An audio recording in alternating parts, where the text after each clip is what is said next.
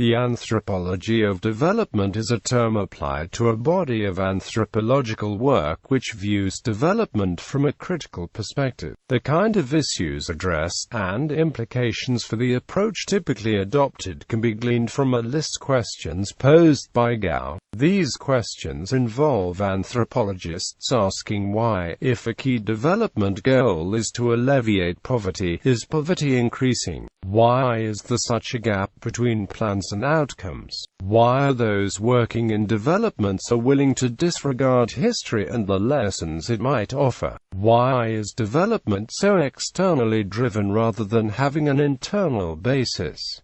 In short, why does so much planned development fail? This anthropology of development has been distinguished from development anthropology. Development anthropology refers to the application of anthropological perspectives to the multidisciplinary branch of development studies. It takes international development and international aid as primary objects. In this branch of anthropology, the term development refers to the social action made by different agents who are trying to modify the economic, technical, political and social life of a given place in the world, especially in impoverished, formerly colonized regions. Development anthropologists share a commitment to simultaneously critique and contribute to projects and institutions that create and administer Western projects that seek to improve the economic well-being of the most marginalized,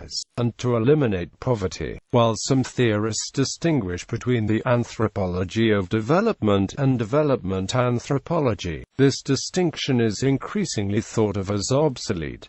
Early approaches to development. Some describe the anthropological critique of development as one that pits modernization and an eradication of the indigenous culture, but this is too reductive and not the case with the majority of scholarly work. In fact, most anthropologists who work in impoverished areas desire the same economic relief for the people they study as policy makers. However, they are wary about the assumptions and models on which development interventions are based. Anthropologists and others who critique development projects instead view Western development itself as a product of Western culture that must be refined in order to better help those it claims to aid. The problem therefore is not that of markets driving out culture, but of the fundamental blind spots of Western developmental culture itself. Criticism often focuses therefore on the cultural bias and blind spots of Western development institutions, or modernization models that systematically represent non-Western societies as more deficient than the West, erroneously assume that Western modes of production and historical processes are repeatable in all contexts, or that do not take into account hundreds of years of colonial exploitation by the West that has tended to destroy the resources of former colonial society. Most critically, anthropologists argue that sustainable development requires at the very least more inclusion of the people who the project aims to target to be involved in the creation, management and decision-making process in the project creation in order to improve development. Pre-World War II, Rhodes Livingston Institute. The British government established the Rhodes Livingston Institute in 1937 to conduct social science research in British Central Africa. It was part of the colonial establishment, although its head, anthropologist Max Gluckman, was a critic of colonial rule. Gluckman refused to describe colonialism as a simple case of culture or contact, since it was not a case of cultures mutually influencing each other, but of the forced incorporation of Africans into a foreign social, political and economic system. The anthropologists of the Institute were core members of what came to be known as the Manchester School of Anthropology, noted for looking at issues of social justice such as apartheid and class conflict. culture of poverty. The term subculture of poverty made its first prominent appearance in the ethnography Five Families, Mexican Case Studies in the Culture of Poverty by anthropologist Oscar Lewis. Lewis struggled to render the poor as legitimate subjects whose lives were transformed by poverty. He argued that although the burdens of poverty were systemic and therefore imposed upon these members of society, they led to the formation of an autonomous subculture as children were socialized into behaviors and attitudes that perpetuated their inability to escape the underclass. In sociology and anthropology, the concept created a backlash, pushing scholars to abandon cultural justifications and negative descriptions of poverty, fearing such analysis may be read as blaming the victim. Modernization theory and its critics. The most influential modernization theorist in development was Walter Rostow, whose The Stages of Economic Growth, a non-communist manifesto, concentrates on the economic side of the modernization, and especially the factors needed for a country to reach takeoff to self-sustaining growth. He argued that today's underdeveloped areas are in a similar situation to that of today's developed areas at some time in the past, and that therefore the task in helping the underdeveloped areas out of poverty is to accelerate them along this supposed common path of development, by various means such as investment, technology transfers, and closer integration into the world market. Rostow's unilineal evolutionist model hypothesized all societies would progress through the same stages to a modernity defined by the West. The model postulates that economic growth occurs in 5 basic stages of varying length. Traditional society. Preconditions for takeoff, drive to maturity, age of higher mass consumption. As should be clear from the subtitle of his book, Rostow sought to provide a capitalist rebuttal to the unilinear Marxist growth models being pursued in the newly independent communist regimes in the Second and Third World, an effort that would lead to the Green Revolution to combat the Red Revolution. George Dalton and the Substantivists. George Dalton applied the substantivist economic ideas of Karl Polanyi to economic anthropology, and to development issues. The substantivist approach demonstrated the ways in which economic activities in non-market societies were embedded in other, non-economic social institutions such as kinship, religion and political relations. He therefore critiqued the formalist economic modeling of Rostow. He was the author of Growth Without Development, An Economic Survey of Liberia, and Economic Anthropology and Development, Essays on Tribal and Peasant Economies. Dependency theory. Dependency theory arose as a theory in Latin America in reaction to modernization theory. It argues that resources flow from a periphery of poor and underdeveloped states to a core of wealthy states, enriching the latter at the expense of the former. It is a central contention of dependency theory that poor states are impoverished and rich ones enriched by the way poor states are integrated into the world system, and hence poor countries will not follow Rostow's predicted path of modernization. Dependency theory rejected Rostow's view, arguing that underdeveloped countries are not merely primitive versions of developed countries, but have unique features and structures of their own and, importantly, are in the situation of being the weaker members in a world market economy and hence unable to change the system. Immanuel Wallerstein's world systems theory was the version of dependency theory that most North American anthropologists engaged with. His theories are similar to dependency theory, although he placed more emphasis on the system as system, and focused on on the developments of the core rather than periphery. Wallerstein also provided an historical account of the development of capitalism which had been missing from dependency theory. Women in development is an approach to development projects that emerged in the 1970s, calling for treatment of women's issues in development projects. Later, the gender and development approach proposed more emphasis on gender relations rather than seeing women's issues in isolation. The Witt School grew out of the pioneering work of Esther Boserup.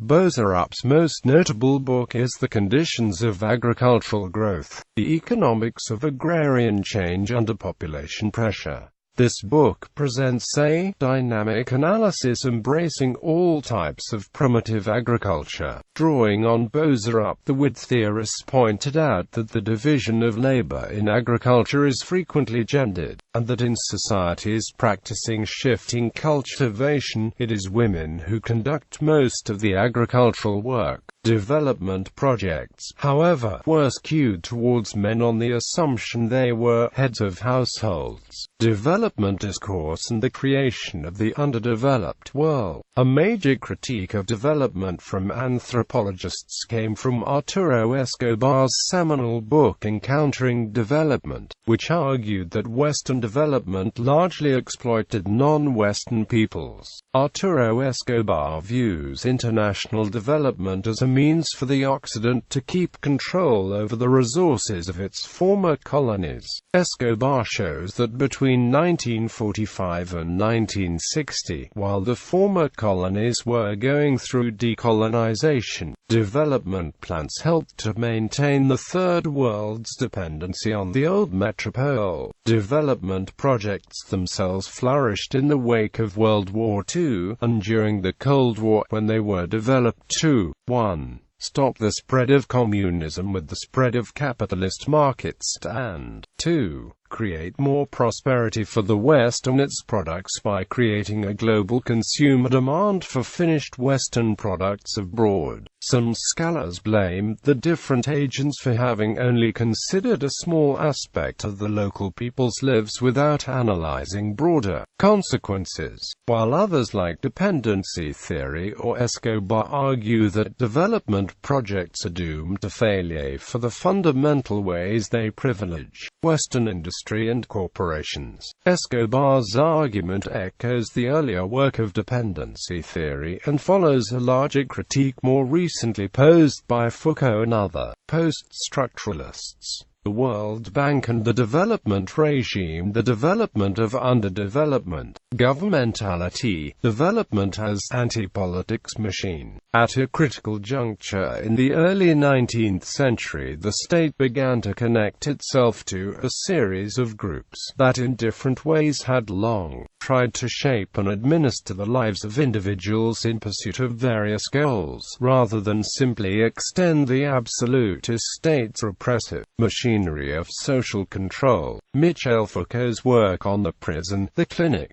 and the asylum, on the development of biopower, analyzed the plurality of governing agencies and authorities who developed programs, strategies, and technologies that were deployed to optimize the health, welfare, and life of populations. He referred to this process with the neologism, governmentality. One of the last of these new applied sciences was the development apparatus, the post-World War extension of colonial rule after the independence of Third World states. James Ferguson utilized the governmentality framework in The Anti-Politics Machine. Development, depoliticization and bureaucratic power in Lesotho, the first in many similar explorations. Ferguson sought to explore how development discourse works. That is, how do the language and practices used by development specialists influence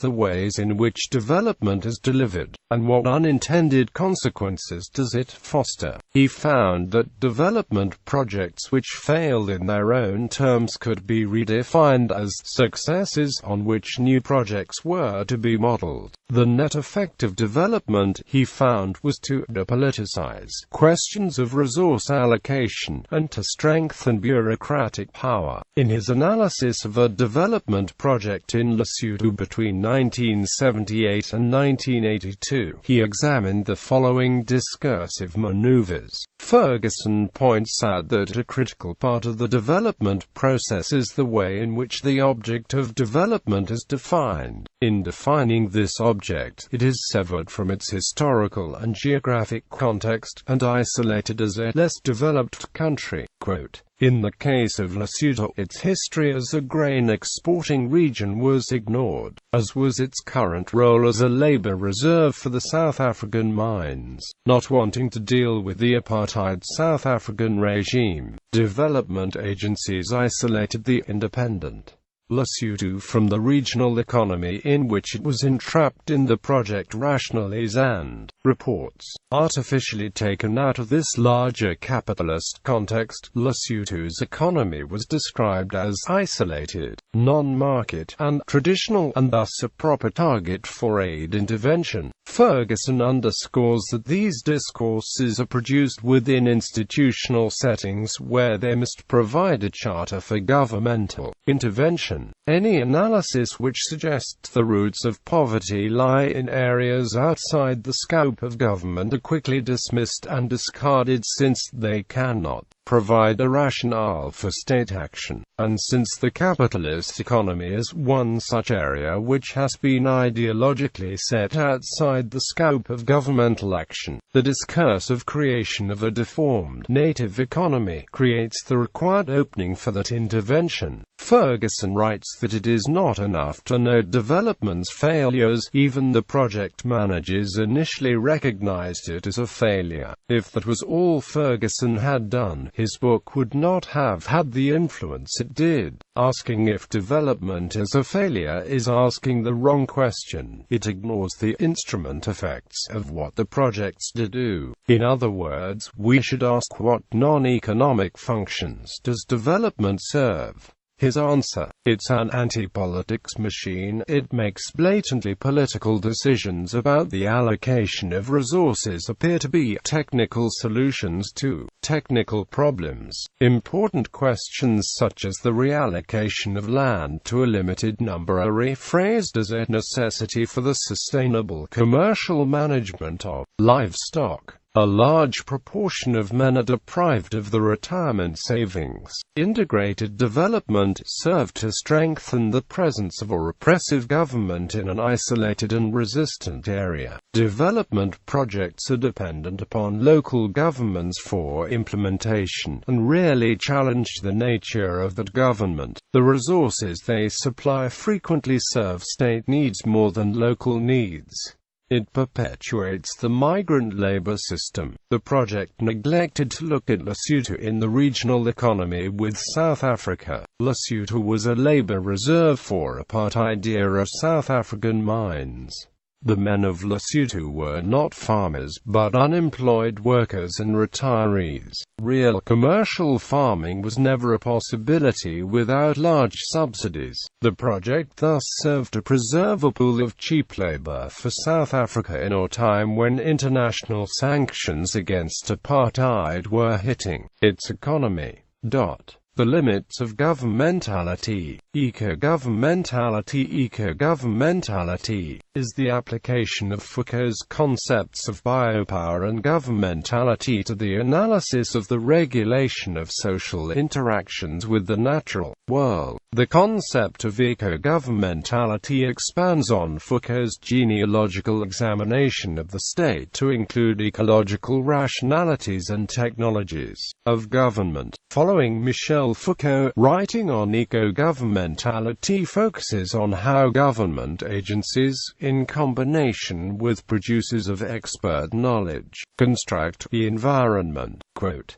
This construction is viewed both in terms of the creation of an object of knowledge and a sphere within which certain types of intervention and management are created and deployed to further the government's larger aim of managing the lives of its constituents. This governmental management is dependent on the dissemination and internalization of knowledge power among individual actors. This creates a decentered network of self-regulating elements whose interests become integrated with those of the state. Work done by Arun Howell on local forest governance in India is an example of this method of analysis. He illustrates how the production of specific types of expert knowledge coupled with specific technologies of government can bring individual interest in line with those of the state. This not through the imposition of specific outcomes, but by creating frameworks that rationalizes behavior in particular ways and involve individuals in the process of problem definition and intervention. Agricultural development. The Green Revolution. The term Green Revolution was first used in 1968 by former United States Agency for International Development Director William Gord, who noted the spread of the new technologies. These and other developments in the field of agriculture contain the makings of a new revolution. It is not a violent red revolution like that of the Soviets, nor is it a white revolution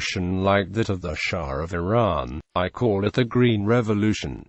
Property and inequality, rural class formation, microcredit institutions, integration in global commodity circuits, resistance, weapons of the weak, food security and famine, newly industrializing nations, critique of anthropology in development by different agents who are trying to modify the economic, technical, political and social life of a given place in the world, especially in impoverished, formerly colonized regions. Development anthropologists share a commitment to simultaneously critique and contribute to projects and institutions that create and administer Western projects that seek to be distinguished from development anthropology. Development anthropology refers to the application of anthropological perspectives to the multidisciplinary branch of development studies. It takes international development and international aid as primary objects. In this branch of anthropology, the term development refers to the social action mediate poverty. Is poverty increasing? Why is there such a gap between plans and outcomes? Why are those working in development so willing to disregard history and the lessons it might offer? Why is development so externally driven rather than having an internal basis?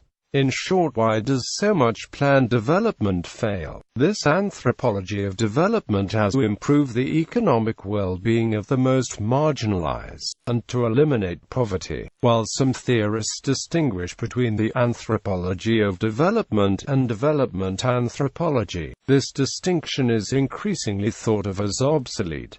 Early approaches to development. Some describe the anthropological critique of development as one that pits modernization. The anthropology of development is a term applied to a body of anthropological work which views development from a critical perspective. The kind of issues addressed and implications for the approach typically adopted can be gleaned from a list of questions posed by Gao. These questions involve anthropologists asking why, if a key development goal is to alleviate